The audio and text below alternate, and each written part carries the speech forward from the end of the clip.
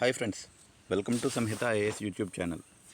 ఈరోజు మనం యూపీఎస్సీ యొక్క పూర్తి సిలబస్ని మనం అనలైజ్ చేద్దాం అనుకుంటున్నాను ఫ్రెండ్స్. ఈ సెక్షను ఎవరికి ఉపయోగపడుతుంది అంటే ఏపీఎస్సీ గ్రూప్ 1కి, టీఎస్పీఎస్సీ గ్రూప్ 1కి, యూపీఎస్సీకి ప్రిపేర్ అయ్యే వాళ్ళకి ప్రతి ఒక్కరికి ఈ 3 సెక్షన్లో ఉన్న వాళ్ళు ప్రతి ఒక్కరికి ఉపయోగపడుతుంది ఫ్రెండ్స్. మీరు గ్రూప్ 1కి ప్రిపేర్ అవ్వండి, యూపీఎస్సీకి ప్రిపేర్ అవ్వండి, మీ ఇద్దరికి రెండు కలిపి ప్రిపేర్ అయ్యే వాళ్ళకి కూడా ఉపయోగపడుద్ది. ఎందుకంటే ఫ్రెండ్స్, మీకు గ్రూప్ 1లోని అది ఏటన్నా సబ్జెక్ట్ కండక్ట్ చేసే గ్రూప్ 1 ఎగ్జామ్లోని 70 to 80% ఆఫ్ సిలబస్ యూపీఎస్సీ సిలబస్నే 70 to 80% తీసుకుంటారు ఫ్రెండ్స్. తర్వాత మిగిలిన సిలబస్ని వాళ్ళు స్టేట్ స్పెసిఫిక్ సబ్జెక్ట్ని యాడ్ చేసుకుంటారు. అంటే జియోగ్రఫీ అవ్వచ్చు, ఎకానమీ అవ్వచ్చు, హిస్టరీ అవ్వచ్చు. ఈ 3 సబ్జెక్టుల్లోని స్టేట్ స్పెసిఫిక్ కంటెంట్ని యాడ్ చేసుకొని వాళ్ళు సిలబస్ అనేది డిజైన్ చేస్తారు. మనం దానికి తగ్గట్టు చదువుకోవాల్సి వస్తుంది. నేను ఈవేళ కంప్లీట్లీ చెప్పేది యూపీఎస్సీ పరిధిలో ఉన్న సిలబస్. ఇది యూపీఎస్సీ సిలబస్ ఫ్రెండ్స్. గత 10 సంవత్సరాల దగ్గర నుంచి ఇదే సిలబస్ జరుగుతుంది. నెక్స్ట్ కూడా అంత తొందరగా మారే అవకాశం అయితే లేదు ఫ్రెండ్స్. ఫస్ట్ సిలబస్ చూసుకుంటే, ఫస్ట్ ఎగ్జామ్ ప్యాటర్న్ చూసుకుంటే, ఫస్ట్ ప్రిలిమ్స్, మెయిన్స్, ఇంటర్వ్యూ. ప్రిలిమ్స్లో జనరల్గా చూసుకోండి ఫ్రెండ్స్, ఇక్కడ 200 మార్క్స్ ఉంటుంది. 2 hours 100 బిట్స్. ఒక్కొక్క బిట్కి 2 మార్కులు అనమాట. 2 మార్క్స్ ఒక్కొక్క బిట్కి. సో ఇక్కడ మనం నెగిటివ్ మార్కింగ్ ఉంటుంది ఫ్రెండ్స్. 1:3 రేషియో. అంటే ప్రతి 3 బిట్లకి ఒక మార్క్ అనేది తప్పిపోతుంటుంది. సో ఇక్కడ మనం సిలబస్ అనేది చూసుకుంటే friends, prelim syllabus, main syllabus దగ్గర ఒకటే ఫ్రెండ్స్. కాకపోతే మెయిన్స్లో ఇంకా కొంచెం డీటెయిల్డ్గా ఎక్కువ ఉంటుంది సిలబస్, ప్రిలిమ్స్లో కొంచెం తక్కువ ఉంటుంది ఫ్రెండ్స్. నెక్స్ట్ ప్రిలిమ్స్లోని ఫ్యాక్ట్స్ ఓరియంటెడ్గా చదువుకోవాలి, మెయిన్స్లో కాన్సెప్ట్ ఓరియంటెడ్గా చదువుకోవాలి. ఇందులోనే చూడండి ఫ్రెండ్స్, ఫస్ట్ ప్రిలిమ్స్లో current events of national and international importance. అంటే current affairs friends. Current affairs నేషనల్లోని, ఇంటర్నేషనల్లోని యొక్క ఇంపార్టెంట్ ఈవెంట్స్ పర్టికులర్ ఇయర్లో, అంటే ఒక 1.5 year నుంచి మనం చదువుకోవాల్సి వస్తుంది ఫ్రెండ్స్ యూపీఎస్సీకి. అదే ఏపీఎస్సీ, టీఎస్పీఎస్సీ గ్రూప్ 1కి అయితే 1 year సరిపోతుంది ఫ్రెండ్స్. 1.5 year చదువుకోవాలి యూపీఎస్సీ మాత్రం. Next history of India friends. చూడండి, history of India and Indian national movement. Indian national movement మీద ఎంఫసైజ్ ఎక్కువ చేయాలి ఫ్రెండ్స్. హిస్టరీ ఆఫ్ ఇండియా ఒకటి అయితే ఇండియన్ నేషనల్ మూమెంట్ అనేది ఒకటి చూసుకోండి ఫ్రెండ్స్. ఇక్కడ మీకు మార్క్ చేస్తున్నాను నేను. నెక్స్ట్ ఫ్రెండ్స్, ఇక్కడ చూడండి, India and world geography, physical, social, economic geography India and world. చూడండి friends, physical, social, economic of India and world రెండు కలిపి చదువుకోవాలి ఫ్రెండ్స్. ఇండియాలోని ప్రపంచం మొత్తం చదువుకోవాలి, తర్వాత ఇండియాలో స్పెసిఫిక్ చేసుకొని చదువుకోవాలి. అదే మీకు గ్రూప్ 1 విషయానికి వచ్చేసరికి స్పెసిఫిక్ కన్సర్న్ స్టేట్ యొక్క జియోగ్రఫీ చదువుకోవాల్సి వస్తుంది. ఇప్పుడు ఏపీ అయితే ఏపీ జియోగ్రఫీ, టీజీ అయితే తెలంగాణ జియోగ్రఫీ చదువుకోవాల్సి వస్తుంది. Next polity friends. పాలిటీ అనేది దగ్గర అంతా ఒకటే ఫ్రెండ్స్. మీకు గ్రూప్ 1కి, యూపీఎస్సీకి రెండింటికి ఒకటే. Indian polity and governance. Polity ఒకటి, గవర్నెన్స్ ఒకటి, కాన్స్టిట్యూషన్ ఒకటి ఫ్రెండ్స్. మీకు ఇక్కడ కాన్స్టిట్యూషన్ మార్క్ చేస్తున్నాను చూడండి. ఒరిజినల్ కాన్స్టిట్యూషన్ చదువుకుంటే బెస్ట్ ఫ్రెండ్స్. మీకు లక్ష్మీకాంత్ వల్ల అందరూ చెప్తారు, టాపర్స్, ఈవెన్ టాపర్స్ కూడా లక్ష్మీకాంత్ చదువుకుంటే సరిపోద్ది అనుకుంటారు, కానీ లక్ష్మీకాంత్ సరిపోదు ఫ్రెండ్స్. మీకు ప్రిలిమ్స్ ఓరియంటెడ్ మీద చదువుకుంటే లక్ష్మీకాంత్ సరిపోవచ్చేమో. 2026లో అయితే లక్ష్మీకాంత్ సరిపోద్దని ప్రూవ్ చేసింది ఫ్రెండ్స్ యూపీఎస్సీ అంటే unpredictable service commission friends. Next ఏంటంటే political system, Panchayati Raj. Political system చదువుకోవాలి, పంచాయతీరాజ్ స్టేట్ స్పెసిఫిక్ అయితే బాగా చదువుకోవాలి ఫ్రెండ్స్. ఏపీఎస్సీ గ్రూప్ 1, గ్రూప్ 2కి, గ్రూప్ 1కి, గ్రూప్ 2కి, టీజీపీఎస్సీ గ్రూప్ 1కి, గ్రూప్ 2కి బాగా చదువుకోవాలి friends. Next public policies maximum current అఫైర్స్లో చదువుకోవాలి. రైట్ ఇష్యూస్ అంటే కాన్స్టిట్యూషనల్ రైట్, ఫండమెంటల్ రైట్స్, ఇలా రకరకాల హ్యూమన్ రైట్స్, ఇలా రకరకాల రైట్స్ ఉంటాయి ఫ్రెండ్స్. అవి ఖచ్చితంగా చదువుకోవాలి. అది ప్రిలిమ్స్కి ఉపయోగపడుద్ది, మెయిన్స్కి ఉపయోగపడుద్ది. ఫండమెంటల్ రైట్స్ అనేవి important. Majority of questions framed by fundamental rights only friends. Fundamental rights మీద ఎక్కువ క్వశ్చన్స్ అనేవి ఫ్రేమ్ అవుతాయి. అందులో ఫ్యాక్ట్స్ కూడా ఎక్కువ ఉంటాయి ఫ్రెండ్స్. ప్రిలిమ్స్ ఓరియంటెడ్కి చదువుకోవాలి, మెయిన్స్ ఓరియంటెడ్కి చదువుకోవాలి. తర్వాత economy and social development, sustainable development, poverty, inclusion, demographics and social sector initiative etcetera అన్న ఆ వర్డ్ ఉన్న దగ్గర కొంచెం జాగ్రత్తగా ఉండాలి ఫ్రెండ్స్. ఎందుకంటే అక్కడ ఇంకా యాడ్ చేసే అవకాశాలు ఉంటాయి. చూసుకోండి ఫ్రెండ్స్, ఇక్కడ ఎక్స్ట్రా అని ఉంది కదా, ఎక్స్ట్రా దగ్గర మాత్రం మీరు చాలా కాషియన్గా ఉండాలి అక్కడ. ఎందుకంటే చాలా యాడ్ చేస్తాయి అక్కడ మనకి. మనం అన్ఎక్స్పెక్టెడ్గా, అన్ప్రెడిక్టబుల్గా వచ్చే పేపర్కి మేజర్ రీజన్ ఏంటంటే ఎక్స్ట్రా అనేది మనం పూర్తి స్థాయిలో చదువుకోం కాబట్టి అక్కడ ఖచ్చితంగా ఇస్తాడు. ఎకానమీ సర్వే చదువుకోవాలి ఫ్రెండ్స్. ఎకానమీలో బేసిక్ కాన్సెప్ట్స్ చదువుకున్న తర్వాత ఎకానమీ సర్వే చదువుకోవాలి. తర్వాత సోషల్ డెవలప్మెంట్, సస్టైనబుల్ డెవలప్మెంట్ అనేది సుస్థిర అభివృద్ధి. అంటే మనం ఎకానమీలోని ఎకానమీ ఎప్పుడు డెవలప్మెంట్ కోసం చూసుకుంటే సస్టైనబుల్ డెవలప్మెంట్ అనేది వితౌట్ కాంప్రమైజింగ్ రిసోర్సెస్, అంటే ఫర్దర్గా వచ్చే జనరేషన్కి రిసోర్సెస్ని మనం కాంప్రమైజ్ చేయకుండా ఏ విధంగా డెవలప్ అవ్వాలనేది మేజర్ కాన్సెప్ట్ ఫ్రెండ్స్. ఇక్కడ సస్టైనబుల్ డెవలప్మెంట్ అనేది, ఇది సస్టైనబుల్ డెవలప్మెంట్ అనేది కూడా చాలా important friends. Sustainable development goals అని ఉంటాయి friends, United nations sustainable development అనేవి ఉంటాయి. తర్వాత పావర్టీ, ఇంక్లూజన్ అంటే అందరినీ ఇంక్లూడ్ చేసుకోవడం, అంటే ప్రతి సెక్టర్లో ఇంక్లూడ్ చేసుకోవడం. జన్ధన్ యోజన మీరు వినే ఉంటారు, అది కరెంట్ అఫేర్లో. జన్ధన్ యోజన దీనికి ఎగ్జాంపుల్, ఇంక్లూజన్ అనమాట. పావర్టీని టైప్స్ ఆఫ్ పావర్టీ, ఏ విధమైన పావర్టీ రకాలు ఉన్నాయి, తర్వాత ఏ విధమైన పావర్టీని ఏ విధంగా ఎరాడికేట్ చేయాలి, మినిమైజ్ చేయాలి, మిటిగేట్ చేయాలనేది పావర్టీ ఫ్రెండ్స్. తర్వాత డెమోగ్రఫీ అంటే ఆ పర్టికులర్ జియోగ్రఫికల్ కండిషన్లో ఏ విధమైన జనాభా యొక్క సెక్స్ రేషియో అవ్వచ్చు, నెక్స్ట్ ఏంటంటే లిటరసీ రేషియో అవ్వచ్చు, ఎకనామికల్ రేషియో అవ్వచ్చు ఫ్రెండ్స్. ఆ విధమైన జియోగ్రఫికల్ డెమోగ్రఫీస్ అనేది చదువుకోవాలి ఫ్రెండ్స్. తర్వాత సోషల్ సెక్టర్ ఇనిషియేటివ్స్ అంటే గవర్నమెంట్ యొక్క గవర్నమెంట్ యొక్క ఇనిషియేటివ్స్ ఏమేమి ఉన్నాయి ఎక్స్ట్రా అనేది మీకు నేను చెప్పాను కదా ఫ్రెండ్స్, అది. తర్వాత general issues and environment and ecology. జనరల్గా చూసుకుంటే మెయిన్స్లోనే ఎన్విరాన్మెంట్ అండ్ ఎకాలజీకి సబ్జెక్ట్ స్పెషలైజేషన్ ఉండదు అని అంటాడు. బట్ మనం డీప్ రూటెడ్గా చదువుకోవాలి ఫ్రెండ్స్, లేకపోతే దెబ్బైపోతాం. ఎందుకంటే వాడిచ్చే క్వశ్చన్లు మనకి అర్థం అవ్వవు. సబ్జెక్ట్ మీద గ్రిప్ ఉండి కరెంట్ అఫైర్స్ని మనం బాగా చదువుకోగలిగితే వాడిచ్చిన ఒక 12 క్వశ్చన్స్లో అట్లీస్ట్ మనం 8 క్వశ్చన్స్ అన్నా కరెక్ట్ చేయగలం ఫ్రెండ్స్, లేకపోతే చేయలేం.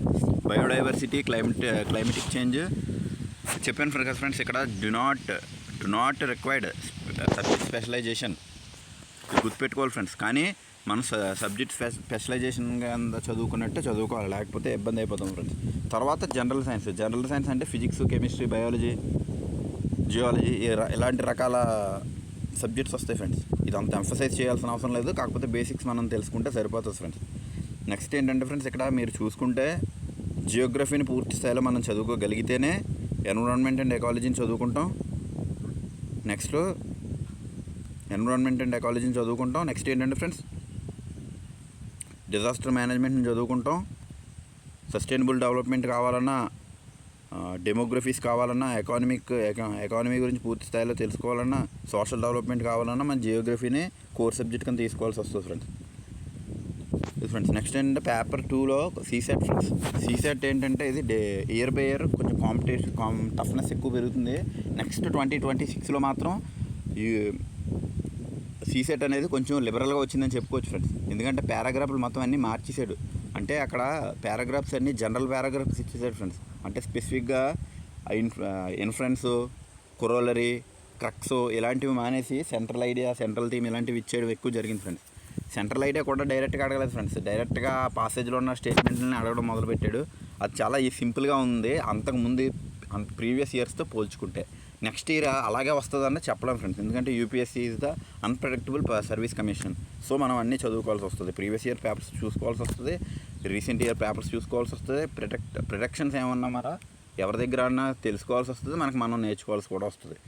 Comprehension friends. తర్వాత interpersonal skills including communication skills through processes ద్వారా మన దగ్గర కమ్యూనికేషన్ అనేది ఎలా ఉందని చెక్ చేస్తారు.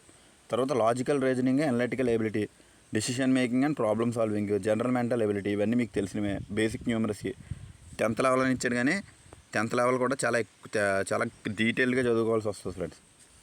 తర్వాత ఇదంతా మనకు అవసరం లేదు. తర్వాత మెయిన్స్ ఎగ్జామ్స్ అనేవి ప్రిలిమ్స్లో మనం క్వాలిఫై అయిపోతే, ప్రిలిమ్స్లో కట్ ఆఫ్ ఇస్తాడు, ఆ కట్ ఆఫ్ని బట్టి మనం క్వాలిఫై అయిపోతే, సపోజ్ మీకు ప్రిలిమ్స్ ఎలా ఉంటుందంటే ఇప్పుడు 200 మార్క్స్ కదా ఫ్రెండ్స్, అందులోనే మ్యాక్సిమం ఒక్కొక్కసారి బాగా డిఫికల్ట్ అయితే 75-80 మధ్యలో ఉంటుంది ఫ్రెండ్స్ కట్ ఆఫ్. ఒకవేళ అంతగా సింపుల్గా ఉందంటే 100 అబవ్ కూడా వెళ్ళే అవకాశాలు ఉంటాయి ఫ్రెండ్స్. మ్యాక్సిమం 110కి అయితే ఎప్పుడు దాటదు ఫ్రెండ్స్, ఎంత ఈజీ ఉన్నా 110 కట్ ఆఫ్ దాటదు. ఎందుకంటే పేపరు మీకు 100 క్వశ్చన్స్లో అందులో మీకు ఎంత టాపర్, నువ్వు ఎన్ని సంవత్సరాలు చదివినా ఎంత టాపర్ అయినా మీకు అందులో తెలిసినవి ఒక 40 క్వశ్చన్సే ఉంటాయి ఫ్రెండ్స్. మిగిలినవన్నీ అంటే మనం కొంచెం మన ఇంటెలిజెన్స్ యూస్ చేసి గెస్ చేయాల్సి వస్తుంది ఫ్రెండ్స్. నెక్స్ట్ చూడండి ఫ్రెండ్స్, ఫస్ట్ పేపర్ 1 వచ్చేసి specific SI. First paper qualification, qualifying papers ఉంటాయి ఫ్రెండ్స్. వాటి గురించి డిస్కస్ చేయదలుచుకోలేదు. నెక్స్ట్ పేపర్ 1 వచ్చేసి జనరల్ ఎస్ఏ. జనరల్ ఎస్ఏలో స్పెసిఫిక్ టాపిక్స్ ఉంటాయి. ఆ టాపిక్స్ని మనం చదువుకోగలిగితే, కరెంట్ అఫైర్స్ని ఇంటర్లింక్ చేసుకోగలిగితే జనరల్ ఎస్ఏ అనేది మనం రాయొచ్చు ఫ్రెండ్స్. జనరల్ ఎస్ఐకి మనం ప్రాక్టీస్ ఉండాలి, లేకపోతే ఇబ్బంది పడిపోతాం. నెక్స్ట్ వచ్చేసి ఫ్రెండ్స్ ఇక్కడ చూడండి, జనరల్ స్టడీస్ 1 చూడండి. ఇక్కడ సొసైటీ, ఇది మీరు కొంచెం జాగ్రత్త చదువుకోవాలి. ఎందుకంటే మీకు చిన్నతనం నుంచి మీరు సైన్స్ బ్యాక్గ్రౌండ్ అయితే మీకు సొసైటీ అనే సబ్జెక్టు అవగాహన ఉండకపోవచ్చు. మామూలు ప్రతి ఒక్కరు చదువుకునేది ఇండియన్ హిస్టరీ గురించి చదువుకుంటారు, కల్చర్ గురించి చదువుకుంటారు, జియోగ్రఫీ కూడా చదువుకుంటారు. బట్ సొసైటీ అనేదాన్ని మనం కొంచెం, అంటే ఇక్కడ ఇండియన్ సొసైటీ మీద చదువుకోవాలి. ఇక్కడ సొసైటీ అని ఇచ్చాడు కానీ ఇండియన్ సొసైటీ, మీరు వరల్డ్ సొసైటీ మనకు అక్కర్లేదు. Indian history, culture, Indian heritage friends. ఇది ఇండియన్ హెరిటేజ్, కల్చర్ చదువుకోవాలి. మనం ఇండియన్ హెరిటేజ్, కల్చర్ చదువుకోవాలంటే ఇండియన్ హిస్టరీ మీద గ్రిప్ రావాలి. ఇండియన్ హిస్టరీ మీద మనకు గ్రిప్ రావాలంటే ఫస్ట్ జియోగ్రఫీ మీద పట్టు ఉండాలి. సో ఈ 3 ఇంటర్లింక్ సబ్జెక్ట్ ఫ్రెండ్స్. తర్వాత మనం అక్కడ ఉన్న సొసైటీ దేని మీద బేస్ అవుతుందంటే జియోగ్రఫీ మీద, హిస్టారికల్ ప్రాస్పెక్టివ్ మీద సొసైటీ అనేది బేస్ అవుతుంది. అందుకనే వీడు ఈ సిలబస్ అనేది కూడా జాగ్రత్తగా అరేంజ్ చేయడం జరిగింది. మనం ఈ అరేంజ్ చేసిన పద్ధతిలోనే చదువుకోవాలి. Indian culture will cover the salient aspects of art forms. మనం ఆర్ట్ ఫామ్స్ గురించి చదువుకోవాలి ఫ్రెండ్స్. ఎందుకంటే ఆర్ట్ ఫామ్స్ అనేవి ఒక ఐడెంటిటీ, మన యొక్క కల్చర్ యొక్క ఐడెంటిటీ, విజువల్ ఐడెంటిటీ ఏదైనా ఉంది అంటే అది art forms friends. Art forms గురించి ఖచ్చితంగా చదువుకోవాలి. తర్వాత literature, architecture from ancient to modern times. Ancient అంటే పాతకాలం నుంచి ప్రజెంట్ జరుగుతున్న కాలం వరకు ప్రతిదీ చదువుకోవాలి friends. Next modern Indian history from about the middle of 18th century, అంటే 1715 దగ్గర నుంచి మనం ప్రజెంట్ ఇక్కడ వరకు చదువుకోవాలి. అందులో మొత్తం అంతా చదువుకోకూడదు ఫ్రెండ్స్. ఫస్ట్ చూసుకోండి, అంతా చదువుకుంటా ఉంటే మన జీవితం సరిపోదు. సో ఇక్కడ మనం చదవాల్సింది ఏంటంటే ప్రజెంట్ సిగ్నిఫికెంట్ ఈవెంట్స్ చదువుకోవాలి, పర్సనాలిటీస్ చదువుకోవాలి, ఇష్యూస్ చదువుకోవాలి. అంటే ఇప్పుడు ప్రజెంట్ సిగ్నిఫికెంట్ ఈవెంట్స్ పర్సనాలిటీస్ ఎవరెవరు ఉన్నారు, గాంధీ గారు అవ్వచ్చు, నెక్స్ట్ మన అంబేద్కర్ గారు అవ్వచ్చు, తర్వాత భగత్ సింగ్, ఇలా ప్రముఖ పర్సనాలిటీస్ ఎవరెవరు ఉన్నారో వాళ్ళ యొక్క కాంట్రిబ్యూషన్ ఏంటి, దాని గురించి చదువుకోవాల్సి వస్తుంది. ఈ సిగ్నిఫికెంట్ ఈవెంట్స్ మాత్రం చదువుకోవాలి. ఏ విధంగా చదువుకోవడం వల్ల మనకు టైము కలిసి వస్తుంది, సర్వీస్ కొట్టే అవకాశం పెరుగుతుంది. ఎందుకంటే స్క్రాచ్ నుండి మొత్తం అంతా చదువుకోవాలి అనుకుంటే మాత్రం యూపీఎస్సీకి పనిచేయదు ఫ్రెండ్స్. అది ఏమవుతుందంటే రీసెర్చ్ ఓరియంటెడ్ ఫెలోస్ చదువుకుంటారు కదా, అలా చదువుకోవాల్సి వస్తుంది. రీసెర్చ్ చేయడానికి ఉపయోగపడేలా చదువుకోవాలన్నాం అనుకుంటే మొత్తం అంతా చదువుకోవాలి. మనం యూపీఎస్సీనే క్రాక్ చేద్దాం అనుకుంటే మాత్రం మన పరిధిలో ఉన్న సిలబస్ని చూసుకొని దాన్ని అనలైజ్ చేసుకొని డీకోడ్ చేసుకొని నెక్స్ట్ సిలబస్ని సింప్లిఫై చేసుకోవాలి ఫ్రెండ్స్. యాస్టీసీ సిలబస్ మొత్తం ఇలాగే చదువుతానంటే అవ్వదు. సింప్లిఫై చేసుకొని వెయిటేజ్ ప్రకారం మనం చదువుకోవాలి. దాని గురించి కూడా వీడియో తర్వాత తీస్తాను ఫ్రెండ్స్. ఫస్ట్ ఏంటంటే మీరు మన ఛానల్ని సబ్స్క్రైబ్ చేసుకోగలిగితే మంచిది. చేసుకుంటే మీకు ఇలాంటి కంటెంట్ని, అథెంటిక్ కంటెంట్నే ప్రొవైడ్ చేయగలుగుతాను ఫ్రెండ్స్. మీరు ఈ కంటెంట్ యూజ్ చేసుకోవడం వల్ల మీ ప్రిపరేషన్ సింప్లిఫైడ్ అవుతుంది ఫ్రెండ్స్. మీరు ఢిల్లీ వెళ్ళినా, హైదరాబాద్ వెళ్ళినా, బెంగళూరు వెళ్ళినా, చెన్నై వెళ్ళినా, ఎక్కడికి వెళ్ళినా మీరు కంటెంట్ ఎంత డీటెయిల్గా ఎవరో చెప్పరు ఫ్రెండ్స్. ఈ సిలబస్ని ఎంత డీటెయిల్గా ఎక్స్ప్లెయిన్ చేయరు. మీకు ఏంటంటే సిలబస్ కాపీ ఇచ్చేస్తారు, వాళ్ళు క్లాసెస్ చెప్పుకొని వెళ్ళిపోతారు. దానివల్ల మీకు ఏం జరుగుతుందంటే మీరు వాళ్ళు చెప్పిన క్లాసెస్ అన్నీ వింటారు, మీరు రిఫర్ చేసుకుంటారు. బట్ మీకు సైంటిఫిక్గా ఎలా అప్రోచ్ అవ్వాలో తెలీదు. అప్పుడు ఏమవుతుందంటే మీకు క్లమ్జీ అయిపోయి మీకు సబ్జెక్ట్ అనేది కష్టమైపోయి ఫైనల్ ఎగ్జామ్కి ఇబ్బంది అయిపోతుంది. సో మనల్ని ఫాలో అయితే మీరు ఎక్కడ కోచింగ్ తీసుకున్నా, ఏం చేసుకున్నా, సెల్ఫ్ ప్రిపరేషన్ చదువుకున్నా సరే మన యూట్యూబ్ ఛానల్ ఫాలో అవ్వండి ఫ్రెండ్స్. ఫాలో అవ్వడం వల్ల ఏమవుతుందంటే మీకు కంటెంట్ అనేది, లాజిక్స్, ఇన్సైట్స్ అనేవి నేను ఇవ్వడం జరుగుతుంది. సో మీకు ఇంకొకటి ఏంటంటే ఫ్రెండ్స్, మీరు ఎంత పెద్ద కోచింగ్ సెంటర్కి వెళ్ళినప్పటికీ వాళ్ళ కష్టం 30% ఉండుద్ది. మిగిలిన 75% కష్టం మనం పడాలి. ఎందుకంటే ఎగ్జామ్ రాయాల్సింది మనం, అనలిటికల్గా థింకింగ్ చేయాల్సింది మనం. ప్రిలిమ్స్ వరకు ఏ కోచింగ్ ఇన్స్టిట్యూట్ అన్నా సపోర్ట్ చేయొచ్చేమో, కానీ మెయిన్స్కి అయితే ఏ కోచింగ్ ఇన్స్టిట్యూట్ మీరు ఎక్కడికి వెళ్ళిపోయినా చివరికి యూపీఎస్సీ బోర్డు దగ్గరికి వెళ్ళినా వాళ్ళు కూడా సపోర్ట్ చేయరు ఫ్రెండ్స్. ఎందుకంటే ఆ పేపర్ సెక్టరు ఆ రోజు ఏమనుకుంటున్నాడో, ఏమిద్దాం అనుకుంటున్నాడో దాన్ని బట్టి ఇస్తాడు. ఆ ఇచ్చిన క్వశ్చన్ని మనం కనీసం 1 minute to 1.5 minute ఆ క్వశ్చన్ని మనం పూర్తి స్థాయిలో చదువుకొని అర్థం చేసుకోగలిగితేనే ఆ పేపర్ యొక్క ప్రజెంటేషన్ బాగుంటుంది ఫ్రెండ్స్. లేకపోతే మనం ప్రజెంట్ చేయలేం. ఎందుకంటే ఆ విధంగా ఉంటాయి. ప్రీవియస్ ఇయర్ క్వశ్చన్స్ మీకు చూపెడతాను కదా, డైరెక్ట్ క్వశ్చన్లు ఎక్కడ ఉండవు. స్టేట్మెంట్ అంటే డెఫినేషన్ డైరెక్ట్గా ఉండొచ్చు, బట్ దాని అప్లికేషన్ మనం ఖచ్చితంగా అక్కడ కూర్చొని ఆ కరెంట్ అఫైర్స్ నుంచి, దాని నుంచి కోర్ సబ్జెక్ట్ నుండి తీసుకొని మనం రాయాల్సి వస్తుంది ఫ్రెండ్స్. ఎందుకంటే నేను రాసిన ఎక్స్పీరియన్స్తో చెప్తున్నాను ఫ్రెండ్స్. మెయిన్స్ అయితే అంత ఈజీ కాదు ఫ్రెండ్స్. ప్రిలిమ్స్ కూడా ఈజీ కాదు ఫ్రెండ్స్. ఎందుకంటే ప్రిలిమ్స్ కొంచెం లక్ ఫ్యాక్టర్. మనం చదువుకున్నది నెక్స్ట్ ఏంటంటే ఆ ఎగ్జామ్ టెన్షన్లోని ఒకటి బబుల్ చేయబోయి ఇంకొకటి బబుల్ చేస్తే పోయే అవకాశాలు ఉంటాయి, కానీ మెయిన్స్ అలా కాదు ఫ్రెండ్స్, పూర్తి మెరిట్ బేస్. నెక్స్ట్ ఏంటంటే మన టాలెంట్ బేసే. సో ఇక్కడ నేను సిలబస్ అనాలిసిస్కి వచ్చేసరికి మన ఛానల్ మాత్రం సబ్స్క్రైబ్ చేసుకోవడం మర్చిపోకండి ఫ్రెండ్స్. మన ఛానల్ సబ్స్క్రైబ్ చేసుకోండి friends. Next modern Indian history. Friends ఇందులో హిస్టరీని ఒక మిస్టరీకి అని చెప్పుకోవచ్చు ఫ్రెండ్స్, ఎందుకంటే హిస్టరీ అనేది వ్యాస్ట్ సబ్జెక్టు. అందులో ఎక్కడ ఎలా చదువుకోవాలి, ఏం చదువుకోవాలి, క్రోనలాజికల్ ఆర్డర్గా చదువుకోవాలి. కాబట్టి మనం ఎలా చదువుకోవాలన్నది పూర్తి స్థాయిలో తెలియకపోతే ఎక్కువ టైం అదే తీసుకుంటుంది ఫ్రెండ్స్. హిస్టరీ అనే సబ్జెక్ట్ ఎక్కువ టైం తీసుకుంటుంది. ఈ మొత్తం ఈ యూపీఎస్సీ సిలబస్ అన్ని సబ్జెక్టుల్లోని హిస్టరీ అనేది ఎక్కువ టైం తీసుకుంటుంది friends. Modern Indian history from about middle of friends, middle of 18th century అంటే ఫ్రెండ్స్ 1750s దగ్గర నుంచి చూసుకోవాలి ఫ్రెండ్స్. ఇక్కడ 1750s అంటే 1757లో బ్యాటిల్ ఆఫ్ ప్లాసీ వస్తుంది. అక్కడ నుంచి బ్రిటిష్ వాళ్ళ డామినెన్స్ ప్రామినేట్ అయిపోయింది ఫ్రెండ్స్. సో మనం ఇక్కడ ఏంటంటే 1750 అంటే మిడిల్ ఆఫ్ 18th century ఇక్కడ నుంచి చదువుకోవాల్సి వస్తుంది ఫ్రెండ్స్.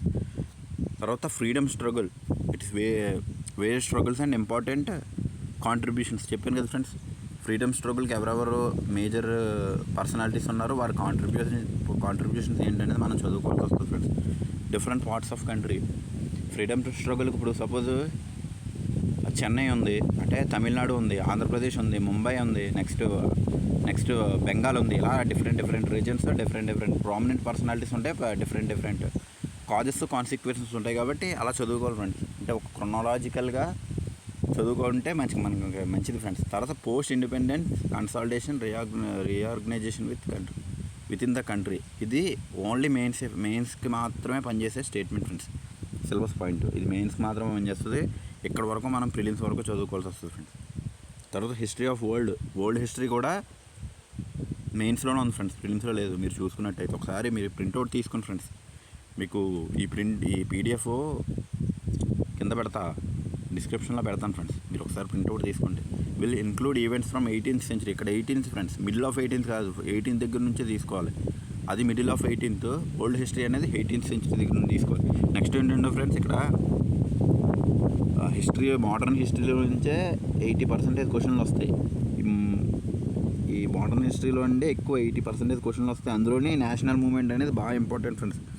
ఓల్డ్ హిస్టరీ నుంచి వచ్చేది 10 to 15% మాత్రమే. కాకపోతే అలాగే నెగ్లెక్ట్ చేయకూడదు. మనకు ప్రతి మార్కే ఇంపార్టెంట్ ఫ్రెండ్స్, ఎందుకంటే ఒక్క మార్కు వల్ల కూడా సర్వీస్ మిస్ అయిన వాళ్ళు ఉన్నారు ఫ్రెండ్స్. అందులో నేను కొన్ని మార్కులు అంటే నాకు 1 మార్క్ అని చెప్పను, దగ్గర ఒక 20 మార్క్స్ వరకు డిఫరెన్స్ వచ్చి సర్వీస్ అనేది మిస్ అయిపోయింది friends.